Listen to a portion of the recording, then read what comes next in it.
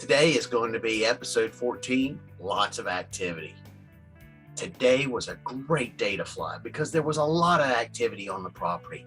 I took the drone up and hovered it to observe the installation of the second floor decking. It was like they were putting a puzzle together.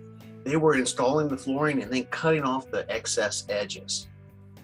I used waypoints to shoot the photographs to stitch together for cool time lapses. I had two primary positions for the time lapse shots. One was to the left of the home and one was off of the rear. Because I was constantly in the air this day, I was able to capture shots that I might have missed during the basement and first floor frame.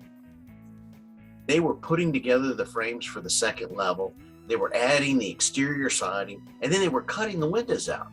It was a really pretty neat process to watch overall. When the walls were ready, they pushed them up and then they used the nail support beams to put them into place so that they were secured. This was the time I had to make some additional decisions. The question arose again, do I need to film this entire process? I figured I would get what I could and I wouldn't worry about what I missed. So overall, I had finally gotten to the point now where I was very satisfied with everything that I was capturing, and I was capturing a lot.